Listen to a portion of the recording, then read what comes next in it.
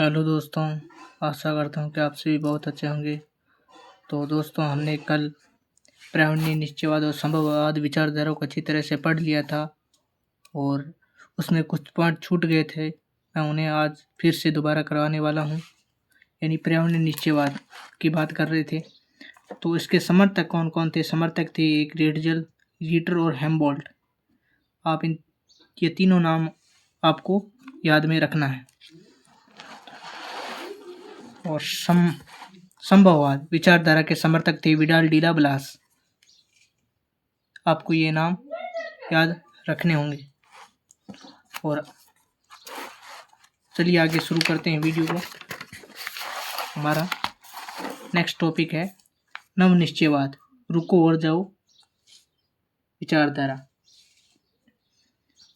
भूगोलवेत्ता Griffith Taylor ने एक नई संकल्पना प्रस्तुत की जो दो विचारों प्रामाण्य निश्चयवाद संभववाद के बीच मध्य मार्ग को परिलक्षित करता है। उन्होंने इसे नव निश्चयवाद अथवा रुको और जाओ विचार निश्चयवाद का नाम दिया। इसका अर्थ है कि प्राकृतिक नियमों का अनुपालन करके हम प्रकृति पर विजय प्राप्त कर सकते हैं। उन्होंने लाल संकेतों पर प्रचुर ध्यान देना होगा और जब प्रकृति रूपांतरण की स्वीकृति दे दे तो वे अपने विकास के प्रयत्नों में आगे बढ़ सकते हैं। इसका तात्पर्य है कि हम उन सीमाओं में पर्यावरण की हानि न करती हो। इसका अर्थ यह है कि हमें संसाधनों का उपयोग बहुत ही ध्यानपूर्वक करना चाहिए, जिससे कि आने वाले दिनों में किसी भी प्रकार की कमी महसूस न हो। यदि हमने इसका दुरुपयोग किया तो इसके प्रभाव क्या क्या हो सकते हैं? तो प्रभाव होगा हरित गृह प्रभाव, ओजोन परत अवश्य, भूमंडलीय तापन, पीछे हटती हिमनदियाँ, निम्नीकृत भूमियाँ, ये इसके नकारात्मक प्रभाव होंगे। और आगे तीन विचारधारा और हैं।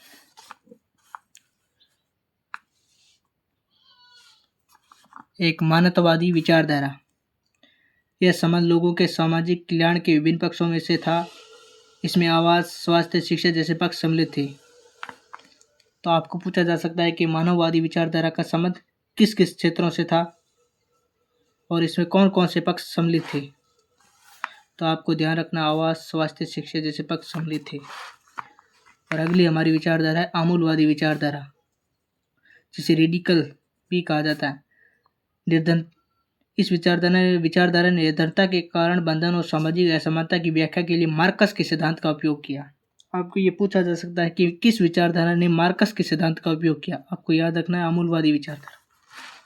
हमारी तीसरी विचारधारा है व्यवहारिक विचारधारा, ने प्रत्यक्ष अनुभव के साथ साथ मानव जातीय, प्रजाति, धर्म इत्यादि पर आधारित सामाजिक स्वरूपों के दीर्घकाल बोध पर ज्यादा जोर दिया। ये तीन भी परिभाषाएं बहुत ज़्यादा इम्पोर्टेंट है, वेरी इम्पोर्टेंट है।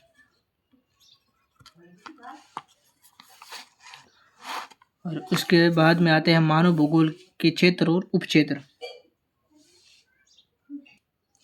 उपक्षेत्रों की चर्चा से पहले आपको ये उपागम ध्यान में रखने होंगे। आरंभिक औपनिवेशिक युग में कौन सा उपागम है? अन्वेषण और विवरण। उत्तर औपनिवेशिक युग, इसमें पारदर्शिक विश्लेषण। क्षेत्रीय विभेदन किस वर्ष हुआ? 1930 के दशक में हुआ। स्थानीय संगठन की शुरुआत कब हुई? 1950 के दशक अंत से 1960 के दशक के अंत तक। मानवतावादी, आमूलवादी और व्यवहारिक विचारधारा का उदय कब हुआ? 1970 के दशक में। 1990 का दशक भूगोल में उत्तर आधुनिकवाद। और हम मानव भूगोल के प्रमुख उपक्षेत्रों की चर्चा करने वाले हैं। साथियों, ये मानव भूगोल के प्रमुख उपक्षेत्र हैं। मैं इसे किताब से समझा सकता था, लेकिन आपको समझ नहीं आएगा, इस कारण मैंने इन्हें लिखा हुआ है। आप भी लिख सकते हैं। नगरीय भूगोल आता है, जनसंख्या भूगोल, आर्थिक भूगोल, राजनीतिक भूगोल, आवास भूगोल और सामाजिक भूगोल, ये मानव भूगोल के अंतर्गत आते हैं।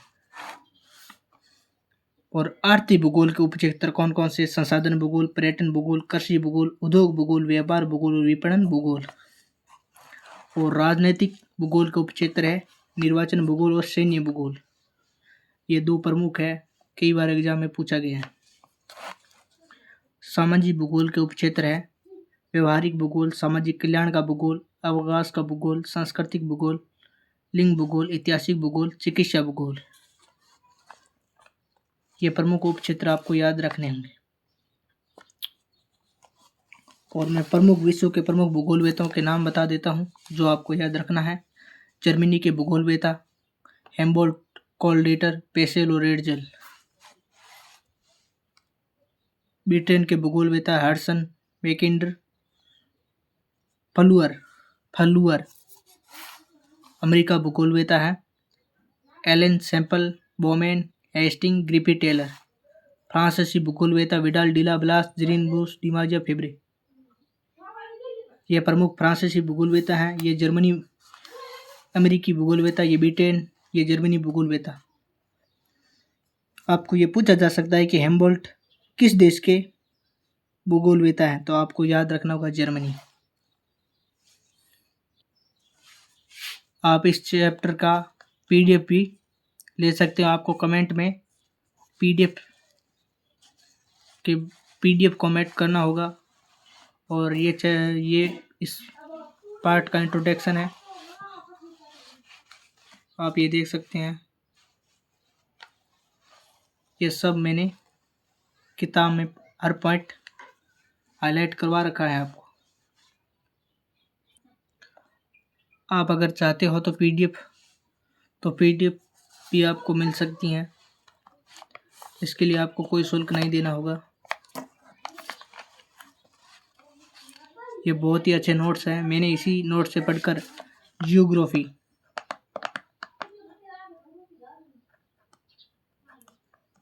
में मैंने 99% स्कोर किया है।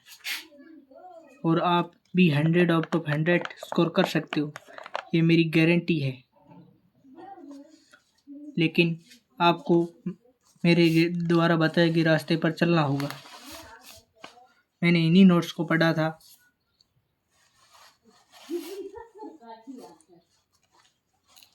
और आगे भी आप देख सकते हो। कोई भाई नोट करना चाहता है नोट कर सकता है।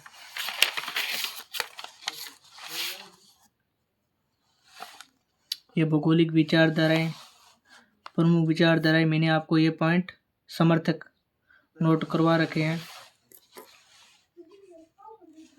ये मानव के द्वारा प्रौद्योगिकी का विकास, मानव भूगोल की प्रकृति, ये प्रमुख भूगोल के उपक्षेत्र,